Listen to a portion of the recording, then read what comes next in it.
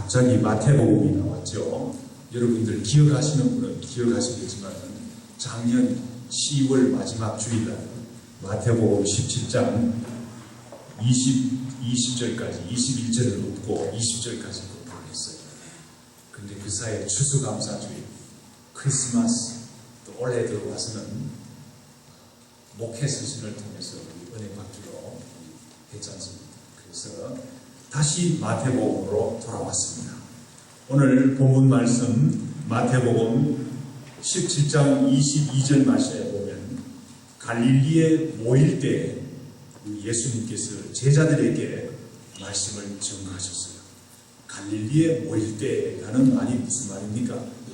이제 좀 잠시 잊었기 때문에 간단하게 복습을 하는 것 같으면 그 배경을 아는 것 같으면 갈릴리에 모일 때라는 말이 쉽게 이해가 돼요. 마태복음 16장 13절 이하의 말씀은 예수님께서 제자들을 데리고 12제자들을 데리고 빌립보 가이사라 지방으로 여행을 가셨어요. 일종의 수양회를 위한 여행을 가셨어요. 그래서 이방 땅으로 다니면서 그 아름다운 산을 통해서 그 여행을 하면서 예수님께서 제자들의 신앙을 북돋우기 위해서, 신앙을 성장시키기 위해서 여러 가지로 애쓰셨습니다. 그때에 베드로의 위대한 신앙 고백이 나오죠. 마태복음 16장 16절 말씀에 보면 주는 그리스도시요 살아계신 하나님의 아들이시니다 라는 위대한 신앙 고백을 합니다. 그 때가 바로 가이사라 빌립보 가이사라 지방으로 여행할 때, 수양회를 할 때 있었던 일이에요. 주는 그리스도시요 살아계신 하나님의 아들이십니다. 얼마나 좋은 신앙 고백입니까? 우리 한번 다 같이 한번 따라서 해보겠습니다. 주는 그리스도시요 살아계신 하나님의 아들이십니다. 주는 그리스도시요 살아계신 하나님의 아들이십니다. 예, 이 말씀에 이 신앙 고백에 우리 주님께서 감격을 하셨어요. 그래서 마태복음 16장 18절 말씀에 보면 내가 이 반석 위에 내 교회를 세우리니 음부의 권세가 이기지 못하리라. 예수님께서 내가 이 반석 위에, 이 반석이라는 말은 베드로의 훌륭한 신앙 고백을 의미합니다. 온전한 신앙 고백을 의미합니다. 베드로의 신앙 고백 위에 내 교회를 세우리라 고 우리 주님께서 말씀하셨어요. 우리 주님께서 이 반석 위에, 이 신앙 고백 위에 교회를 세우겠다고 우리 주님께서 말씀하셨어요. 그 교회는 음부의 권세가 이기지 못한다고 그랬어요. 우리 교회도 이러한 신앙 고백 위에 세워진 교회니까 음부의 권세가, 비록 작은 교회지만 음부의 권세가 이기지 못하는 우리 주님께서 진실로 기뻐하시는 교회가 될 줄 믿습니다. 마태복음 17장 1절 말씀 이하에 보면 여행이 계속됩니다. 마태복음 17장 1절 이하의 말씀에 보면 예수님께서 베드로와 야고보와 요한 세 제자들을 데리고 높은 산으로 올라가셨어요. 높은 산에 올라가셔서 영광스러운 몸으로 변하셨어요. 그래서 모세와 엘리야와 이야기하면서 그 영광스러운 모습을 보여주자 베드로가 말이죠. 너무나 감격해서 주여 제가 초막셋을 여기다 짓겠사오니 밑에 내려가지 말고 산 아래 내려가지 말고 이 산에서 삽시다. 이렇게 아주 감격적인 경험을 이야기하고 있어요. 그러나 우리 주님은 그 산 정상에서 살지 않고 산으로 이 할 일 많은 산 아래의 세상으로 내려오셨어요. 내려오시면서 하시는 말씀이 인자가 죽은 자 가운데서 다시 살아나기 전에는 너희들이 본 영광스러운 변화산상에서의 일을 아무에게든지 말하지 말라고 그랬어요. 왜 주님께서 말하지 말라고 그랬습니까? 우리 주님께서는 고난 없는 고난 없는 영광에 주의하라는 그런 의미로 우리 주님께서는 이 영광스러운 모습의 이야기를 아무에게도 하지 말라고 했어요. 산에서 내려왔어요. 산에서 내려오니까 다른 제자들이 스트럭을 하고 있었어요. 애를 쓰고 있었어요. 귀신 들려 앓는 간질 앓는 한 소년이 있는데 그 제자들이 고치지를 못해서 애를 쓰고 있었어요. 그때 예수님께서 간질 앓는 그 소년을 고쳐주셨어요. 고쳐주시고 제자들에게 이르기를 믿음이 작은 자들아 라고 제자들을 격려하셨어요. 믿음이 작은 영으로 너희들이 이런 간질 앓는 환자를 고치지 못한다 하고 우리 주님께서 제자들을 가르치셨어요. 이제 돌아오는 길입니다. 가버나움으로 갈릴리 지방으로 돌아오는 길입니다. 12명의 제자들이 있으니까 걸음 속도도 틀리고 다 틀릴 거 아닙니까? 그러니까 335 짝을 지워서 갈릴리 지방으로 그 가이사라 빌립보 지방에서 내려오고 있어요. 내려오고 있는데 이제 갈릴리 지방에 들어섰어요. 갈릴리 지방에 들어섰으니까 이제 곧 가버나움이 다가오니까 이제는 우리가 다 같이 모여서 가자. 그래서 갈릴리에 모일 때라는 말이 나온 거예요. 갈릴리에 모일 때 우리 주님께서 무엇을 하셨습니까? 예수님께서 갈릴리에 모일 때 제자들이 다 모이자 또 예수님께서 가르침이 시작이 된 거예요. 오늘 본문 말씀을 통해서 우리 주님께서는 세 가지 중요한 사실을 제자들에게 나타내고 있어요. 첫째, 오늘 본문 말씀에 보면 22절에서 23절 말씀에 보면 예수님께서 이 땅에 오신 가장 중요한 목적을 나타내시고 계십니다. 이번 수양회를 끝나기 전에, 이번 빌립보 가이사라 지방을 여행을 끝내기 전에 우리 주님께서 이 땅에 오신 가장 중요한 목적을 나타내기를 원하는 거예요. 그 목적이 그 주님께서 이 땅에 오신 목적이 뭡니까? 주님께서 사람들의 손에 넘겨져서 십자가의 고난을 받으시고 죽임을 당하시고 제3일에는 다시 살아날 것을 다시 한번 제자들에게 가르치고 있어요. 주님께서 이 땅에 오신 가장 중요한 목적이 바로 이것이 아닙니까? 우리 주님께서 십자가에 죽으시고 고난을 받으시고 부활하신 이 사실이 아닙니까? 이번 여행을 통해서만 보더라도 벌써 세 번째 16장 21절 말씀에 같은 메시지가 나오죠. 17장 12절 말씀에 또 같은 메시지가 나오죠. 예수님께서는 벌써 세 번씩이나 우리 주님께서 이 땅에 오신 가장 중요한 목적을 제자들에게 가르치기를 원하는 거예요. 우리 주님께서 십자가에 고난을 받으시고 제3일에는 다시 살아날 것을 다시 한번 강조하고 있습니다. 예수님의 십자가의 고난과 부활은 아무리 강조해도 지나치지가 않아요. 아무리 강조해도 충분하게 강조할 수가 없는 그런 귀한 사실입니다. 왜 그렇습니까? 우리 예수님께서 이 땅에 오신 목적 중에서 가장 중요한 부분이기 때문에 그렇죠.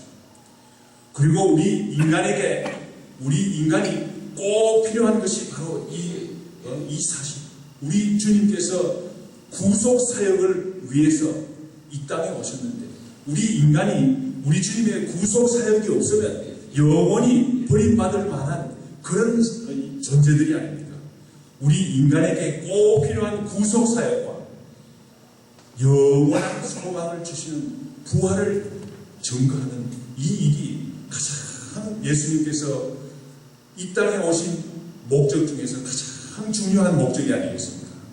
오늘 본문 말씀 22절 하반절 말씀에 보면 예수님께서 사람들의 손에 넘겨져서 죽임을 당하사 사람들의 손에 넘겨져서 죽임을 당한다고 22절 하반절 말씀에서 가르치고 있어요.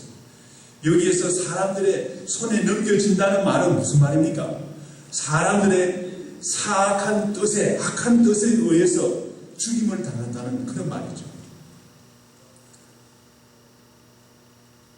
가룟 유다는 말이죠. 가룟 유다는 자기가 그렇게 존경하던 스승을 말이죠. 은 30에 바른 그런 악한 사악한 사람이었어요. 대제사장과 유대인들과 사두개인들은 어떤 사람들입니까? 이 사람들은 말이죠. 예수님을 신문해 보니까 죄가 없어요. 뭐 정인마다 다 틀린 말을 해요. 그런데도 불구하고 음모를 해서 죄를 갖다 뒤집어 씌운 거예요. 그 얼마나 마음이 말이죠. 악한 사람들입니다. 종교인이라고 그러면서 뭐 하나님을 섬긴다고 그러면서 음모를 해서 죄가 없는 사람을 죄 있다고 씌웠으니까 얼마나 사악한 사람들이에요. 본디오 빌라도는 어떤 사람입니까? 본디오 빌라도는 말이죠. 어떤 사람들은 본디오 빌라도를 뭐 동정하는 사람도 있어요. 그거 잘 몰라서 그래요. 왜 그렇습니까? 본디오 빌라도는 예수님께서 죄가 없다는 사실을 알았어요. 분명히 알았어요. 그렇지 않습니까? 성경 말씀을 보는 것 같으면 본디오 빌라도가 예수님 알았어요. 예수님께서 죄가 없다는 사실을 분명히 알았어요. 분명히 알았는데도 불구하고 어떤 판결을 내렸어요? 이 세상에서 가장 악한 사람들에게 내리는 판결을 내렸어요. 십자가의 형벌을 내렸어요. 죄가 없는 것을 뻔히 알면서도 이와 같이 본디오 빌라도는 예수님께서 십자가에 죽일 것을 판결을 했어요. 그러니 얼마나 악한 사람입니까? 얼마나 사악한, 여기서 사람들의 손에 넘겨져서 죽임을 당한다는 말은 사람들의 악한 뜻에 의해서 죽임을 당한다는 그런 말씀입니다. 사람들의 손에 넘겨진다고 하니까 그 예수님이 말이죠. 힘이 없어가지고 할 수 없이 사람들에게 잡혀가지고 끌려가서 죽임을 당한 것이 아닌가 이렇게 생각할 수도 있어요. 그런데 사실상 그렇지 않죠. 성경 말씀을 잘 읽어보면 마태복음 26장을 잘 읽어보면 말이죠. 베드로가 예수님을 체포하기 위해서 대제사장들의 그 종들이 와서 군사들이 와서 예수님을 체포하자 베드로가 칼을 빼가지고 그 종의 귀를 떨어뜨렸더라고요. 그래서 귀를 떨어뜨려지게 했다고 그랬어요. 그랬더니만 예수님께서 칼을 칼집에 꽂으라, 칼을 거두라. 우리 예수님께서 마태복음 26장 53절에 어떻게 말하셨는지 한번 들어보세요. 너는 내가 내 아버지께 구하여 12군단이 더 되는 천사들을 보내시게 할 수 없는 줄 알아냐? 개혁 성경에는 12영이라고 그랬어요. 12영이라는 말은 그 군인들의 그 로마 군대의 그 숫자를 영의 그 숫자가 말이죠. 6,000명이에요. 그러니까 12영인 것 같으면 12군단인 것 같으면 6,000명 곱하기 12를 하는 것 같으면 얼마나 많은 군대가 아닙니까? 천사들이죠. 뭐 일당백인데 우리 주님께서는 12군단이 되는 천사들을 동원할 수 있는, 그래서 제압할 수 있는 그런 능력을 가지신 분이지만은 우리 주님께서는 그렇게 안 하셨어요. 십자가의 죽음을 택하셨어요. 우리 주님께서 사람들의 손에 넘겨진 것은 우리 주님께서 그렇게 하시기로 했기 때문에 택하신 길. 하나 성경 말씀 한 군데 더 찾아보겠습니다. 누가복음 9장 51절 말씀 우리 다 같이 한번 찾아보겠습니다. 누가복음 9장 51절 말씀. 우리 주님께서 십자가의 죽음을 택하신 것을 누가복음 9장 51절 말씀에서도 분명히 알 수 있어요. 제가 가진 신약성경 108페이지가 되겠습니다. 누가복음 9장 51절 말씀. 찾으신 줄 알고 우리 한 목소리로 우리 다 같이 읽겠습니다. 예수께서 성천하실 기한이 차게 예루살렘을 향하여 올라가기로 굳게 결심하고 우리 주님께서 예루살렘으로 올라가기로 굳게 결심했다고 했어요. 사람들에게 억지로 끌려서 올라간 게 아니죠. 우리 주님께서 굳게 결심했다고 했어요. 왜 그렇습니까? 왜 굳게 결심했습니까? 십자가의 죽으심으로 많은 사람들의 대속물이 될 수 있기 때문에 많은 사람의 대속물이 되기 위해서 우리 주님께서 이 땅에 오셨죠. 이 땅에 오신 목적이 바로 십자가의 죽음, 십자가의 고난이기 때문에 우리 주님께서 그 길을 굳게 결심하셨어요. 12영이나 되는 12군단이나 되는 천사들을 불러서 제압할 수도 있지만은 우리 주님께서는 그렇게 하시지 않았어요. 왜 그렇습니까? 그러면 많은 사람들의 대속물이 되지를 못하니까 대속물이 되시기 위해서 우리 주님께서는 그런 길을 택하신 것을 알 수 있습니다. 오늘 본문 말씀 23절 마태복음 17장 23절 말씀에 보면 예수님께서는 십자가에 죽으실 뿐만 아니라 제3일에 다시 살아난다고 그랬어요. 분명히 살아날 것을 증거했습니다. 그런데 제자들은 이 말을 듣고 매우 근심했다고 성경 말씀은 증거하고 있어요.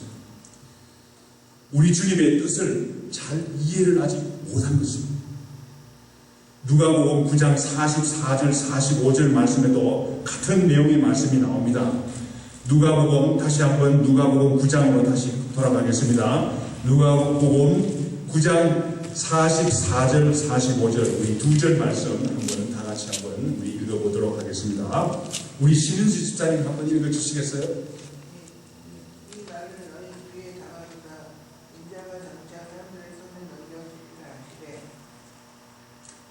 45절도 읽어주세요. 그들이 이 말씀을 알지 못하는 이유는 그들로 깨닫지 못하게 숨긴 바 되었습니다. 그렇습니다. 오늘 이 누가복음 9장 45절 말씀에 보니까 제자들이 깨닫지 못하게 숨겨진 바 되었다고 했습니다. 그런데 사실상 우리가 눈을 돌려서 보면 오늘 안에도 아직도 우리 주님이 십자가에 나를 위해서 십자가에 죽으셨다는 사실과 부활하셔서 우리에게 영원한 산 소망을 주셨다는 이 사실을 깨닫지 못하는 많은 사람들이 있어요. 얼마나 안타까운지 알 수 없어요. 제자들도 예수님을 3년간이나 따라다녔지만 마지막까지도 제자들은 우리 주님께서 왜 십자가의 고난을 당하셔야 되는지 주님께서 부활하신다는 사실을 알지 못한 것을 알 수 있어요. 깨닫지 못하게 숨긴 바 되었기 때문에 그런 일이 있습니다. 성령님께서 감화하셔서 성령님께서 오셔서 제자들을 깨우칠 때 제자들은 예수님께서 부활하셨다는 사실을 알게 되고 왜 주님께서 이 땅에 오신지를 분명히 깨닫게 되는 그런 일이 일어나지 않았습니까? 우리도 성령님께서 감화하셔서 우리 성령님께서 감화하셔서 우리 주님의 죽음과 부활이 분명히 깨달아지도록 나를 위해서 죽으셨다는 사실, 나를 위해서 영원한 소망을 주시기 위해서 부활하셨다는 이 사실을 우리가 분명히 깨닫게 되기를 간절히 축원합니다. 다시 본문 말씀으로 돌아갑니다. 십자가의 죽음과 부활을 그 다음 이야기에 비춰서 보면 의미가 더욱 깊어집니다. 오늘 마태복음 17장 24절에서부터 26절 말씀을 통해서는 우리 주님께서 우리 예수님이 하나님 아버지의 아들이심을 나타내기를 원하시는 것을 알 수 있습니다. 제자들이 이제 갈릴리에 들어오자 모여서 가버나움으로 들어왔어요. 가버나움은 어떤 곳입니까? 가버나움은 예수님께서 지금 살고 계신 곳이죠. 예수님께서 가버나움으로 옮기신 이유는 가버나움을 전도의 본거지로 만들기 위해서 가버나움으로 오셨어요. 그러므로 예수님이 가버나움에 지금 살고 계세요. 가버나움의 레지던트죠. 그 주인이죠. 그런데 그때에 반세계를 받는 자들이 베드로에게 왔어요. 그래서 너의 선생은 왜 반세계를 내지 않느냐? 여기에서 반세계이라는 말이 무슨 말입니까? 반세계이라는 말은 성전세를 의미하는 거예요. 성전세. 반세계이라는 말은 성전세를 의미하는 거예요. 말하자면 예수님께서 너희 선생은 왜 성전세를 내지 않느냐? 이렇게 성전세를 내도록 권고하고 있는 것을 알 수 있어요. 왜냐하면 가버나움의 거주인이니까, 가버나움의 레지던트니까. 우리가 어떤 지역에 사는 것 같으면 그 지역에 세금을 내지 않습니까? 유대인들은 누구나 성전세를 다 냅니다. 성전세를 내는데 그 성전세가 그 어떤 이름으로 내는지 우리 한번 찾아보기를 원하는데 출애굽기 30장 12절에서 13절 말씀 우리 한번 찾아보겠습니다. 출애굽기 30장 12절에서부터 13절 제가 가진 구약성경 128페이지가 되겠습니다. 출애굽기 30장 12절 13절 말씀 성전세 반세계에 대해서 얘기하고 있습니다. 찾으신 줄 알고 우리 한 목소리로 우리 다 같이 읽어보겠습니다.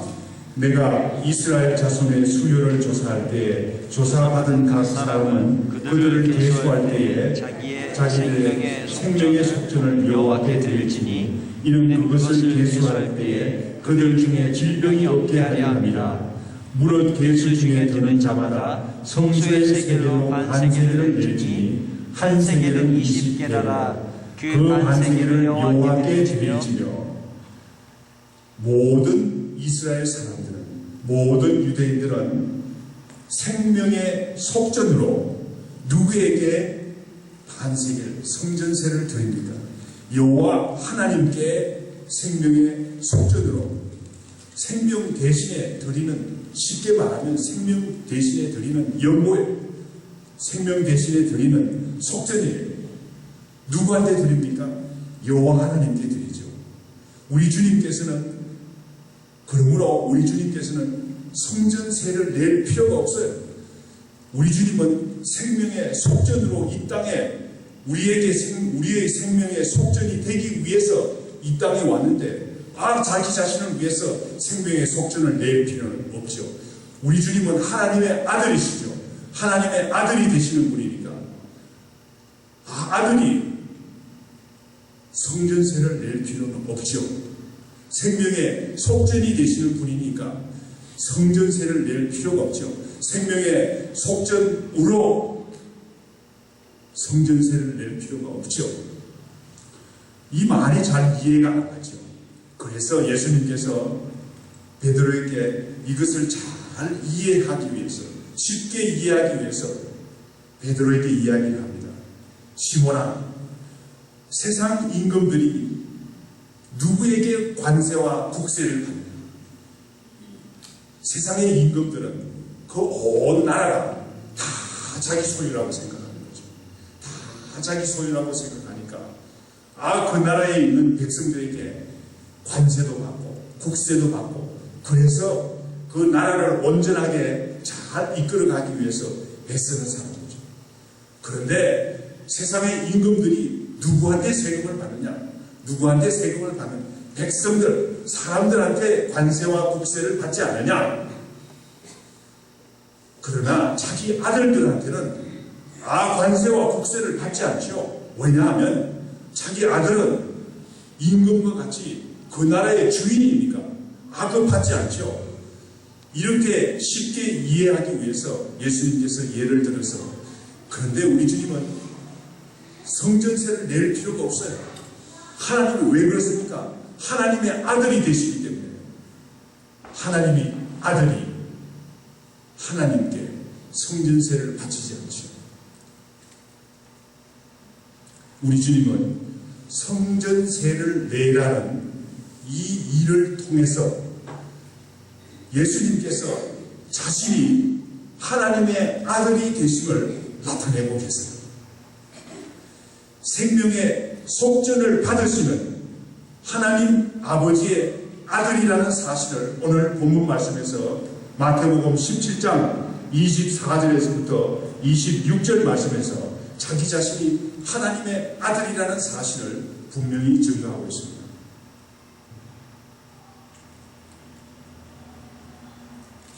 그러나 성전세를 우리 예수님께서 안 내도 되지만은 저들이 실족하지 않도록 하기 위해서 성전세를 내자 반세계를 가지고 괜히 저 사람들을 실족하지 않게 하자.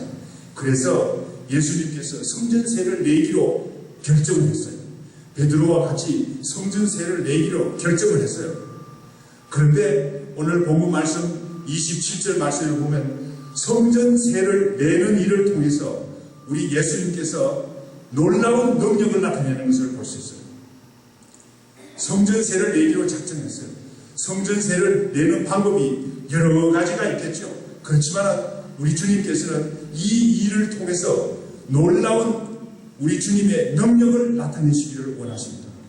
어떻게 말하십니까? 베드로에게 바다에 낚시를 던지라 하고 했어요. 여기에서 바다는 어떤 바다입니까? 갈릴리 바다죠. 베드로가 늘 고기를 잡던 갈릴리 바다죠. 낚시를 던지라 하고 했어요. 낚시 던지는 일은 베드로에게 얼마나 쉬운 일입니까? 매일 하던 일이죠. 평생 업으로 살았으니까 낚시를 던지는 일은 너무나 쉬운 일이에요.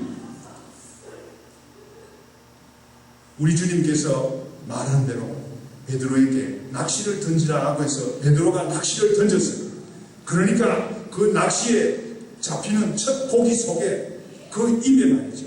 한 세겔의 돈이 있었어요. 한 세겔밖에 돈이 없으니까 이 말씀이 말이죠. 이 놀라운 예수님의 능력이다. 이렇게 말을 하면 교계를 하시는데 사실상 얼마나 놀라운 일입니까? 뭐 밀리언 달러가 나왔다 그래야 사람들이 눈이 번쩍하는데 사실 한 세겔이 나왔지만 이건 예수님의 놀라운 능력을 나타내는 일이에요. 왜 그렇습니까? 어떻게 고기가 입에다가 말이죠. 한 세겔이나 되는 그 돈을 입에다 물고 있습니까? 아마도 누가 바다에 떨어뜨렸는데 고기가 아마 삼킨 모양이죠. 그런데 왜 하필이면 베드로가 낚시를 던지자 첫 낚시에 걸려서 그 고기가 올라온 거예요. 그 얼마나 그 놀라운 일입니까? 우리 주님께서는 이와 같이 놀라운 일을 행하시는 분이라는 사실을 우리가 오늘 분명히 알 수 있습니다. 참으로 놀라운, 우리 사람들은 감히 할 수 없는 그런 일을 우리 주님께서는 하셨어요. 어떻게 우리 주님께서 이렇게 놀라운 일을 나타내 주셨습니까? 베드로로 하여금 평생 하던 일을 하게 했어요. 베드로가 매일 했던 일이므로 쉽게 할 수 있는 일을 하라고 했어요. 갈릴리 바다에서 늘 고기를 잡았기 때문에 갈릴리 바다에서 낚시를 던지라고 했어요. 그러나 그 결과는 어떻게 됐습니까? 놀라운 결과, 초자연적인 그런 결과가 나오지 않았습니까? 우리 주님께서는 우리에게 놀라운 결과를 보여주시기로 원해요. 그런데 우리는 놀라운 결과를 얻기 위해서 놀라운 일을 하려고 애쓰는데 오늘 주님께서는 어떻게 말하고 있습니까? 낚시를 던져라. 베드로에게 낚시를 던져라 그랬어요. 네가 하는 일이 무엇이냐? 낚시를 던지라고 했어요. 우리 주님께서 다르게 하는 방법이 있죠. 그렇지만 베드로에게 낚시를 던지라고 했어요. 믿음이 아주 큰 사람들 중에서 가끔 그런 사람들을 봐요. 놀라운 일을 행하기 위해서 아주 애쓰고 하기 어려운 그런 일을 하는 사람들을 가끔 봅니다. 우리 주님께서는 놀라운 일을 하실 수 있는 능력을 가지신 분이죠. 어떤 일을 통해서 놀라운 능력을 베푸십니까? 우리가 매일 하는 베드로가 낚시를 던지기와 같이 그런 쉬운 일, 그런 일을 매일 하는 일을 통해서 우리 주님께서는 놀라운 일을 행하시기를 원해요. 놀라운 일을 행하기 위해서 우리가 참 하기 힘든 일을 하려고 애쓰지 말고 우리 주님께서 시키시는 대로 내가 늘 하는 일, 매일 하는 일을 통해서 우리가 잘하는 일을 통해서 우리 주님께서는 초자연적이고 놀라운 일을 행하신다는 사실을 우리가 분명히 깨달아야 되겠습니다. 우리 주님께서는 십자가에 죽으시고 3일 만에 부활하셨어요. 3일 만에 부활하셨어요. 우리의 죄를 대속하기 위해서, 우리에게 영원한 산 소망을 주시기 위해서 오늘 주님께서는 우리 주님께서 고난을 받으시고 3일 만에 부활하셨다는 사실을 저희들에게 나타내기를 원해요. 또한 우리 주님께서는 자신이 하나님의 아들이심을 나타내기를 원합니다. 또한 우리 주님께서는 우리를 통해서 놀라운 일을 하시기를 원해. 놀라운 일을 하시기를 원하는데 그 놀라운 일이 우리가 하기 어려운 일이 아니라 우리가 늘 잘하고 쉬운 일, 그런 일을 통해서 우리 주님께서는 놀라운 결과를 주시기를 원해요. 우리가 할 수 있는 일이 뭡니까? 우리 이웃들에게 친절히 베풀며 우리가 전도를 한다고 그러는데 전도가 뭡니까? 전도는 꼭 깊은 진리를 알을 필요 없어요. 우리가 늘 친절하게 우리가 하는 대로 늘 친절하게 베풀면서 다음 주일에는 우리 교회 갑시다. 우리 이웃들에게 그렇게 말할 수 있는 그런 우리 사람들이 될 때 우리 주님께서는 도저히 교회에 나올 것 같이 보이지 않는 사람들이 교회에 나오게 되는 거예요. 우리가 놀라운 일을 행하기를 원하죠. 우리가 할 수 있는 일을 통해서 우리 주님께서는 하기를 원하는 거예요. 우리가 이 사실을 꼭 기억하고 우리가 믿음으로 놀라운 일을 행하시는 우리 주님을 보시기를 원합니다. 다 같이